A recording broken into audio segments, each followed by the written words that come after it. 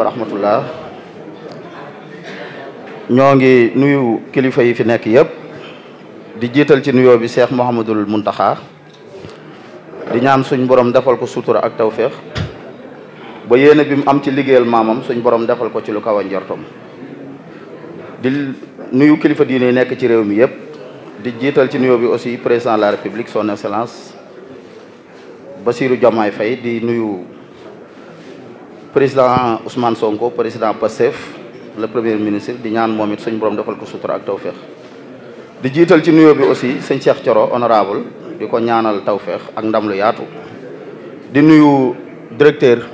Mouhamed Lamine Baralo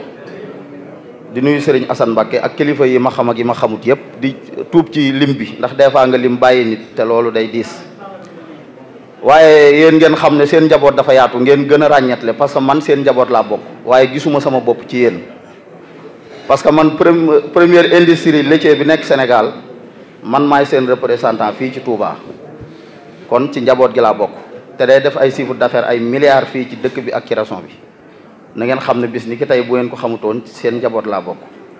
laitier mooy ñiy defar soow ak caakiri ak yu ñu demee damay bañ a tudd tur wi ndax publicité bi waaye da ngeen xam ne ci njaboot gi laa bokk. Mamadou Lamine Bara président de la république dalaa jox direction boo xam ne moo gën port fii mu la ko joxe ndax port Senghor dane woon mënumaa wutal ñëpp liggéey mais lu waaye mën a for port yaa ko moom directeur buñ ko jox nga jëli seen waa dëkk ñu doon ay làppatoo di yanu di wut luñ maccaat ca biir port ba foog naa ne directeur boobu bu wàccee wala régime ba wàcc ñëpp dañ leen di dàqaat ñu wutiwaat liggéey waaye yow lii ñu la jox xam-xam la nuru na lu néew doole ba ñu bari naan direction yi dafa néew doole waaye ñu koy wax xamuñu xam-xam du néew doole ndax xam-xam rek ngay jaay mu des te it Touba formation lañ soxla première capitale démographique première capitale démographique deuxième capitale économique boo demee ci wetu jumaa ji xam ne soxla nañ formation professionnelle parce que jógee ci daara ji dawal sareetu mbaam moo fi am te sëñ Touba ëpp na loolu dañ ko war a xoolante ci bët boo waxee ñu ne yii yaa ngi déedéet sëñ Touba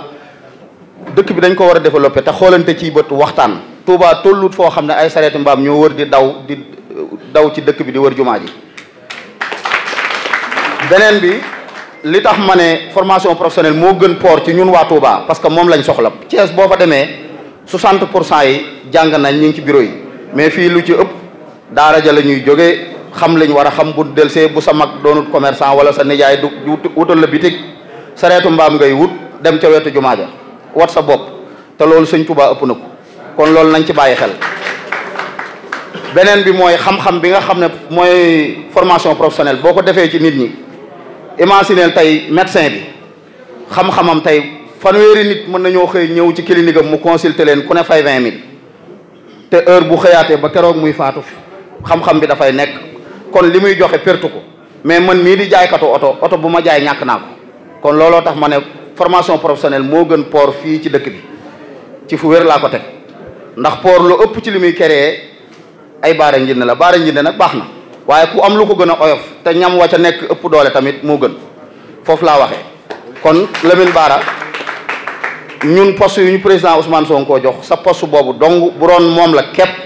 mu doy waaye li tax ñu ne doyul département bi moo ni toll ndax Sénégal heure buñ ko séddoo ca nañ ko war a séddoo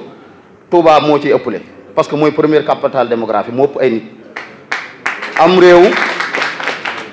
buñ koy séddoo boolee wërta tolloo bu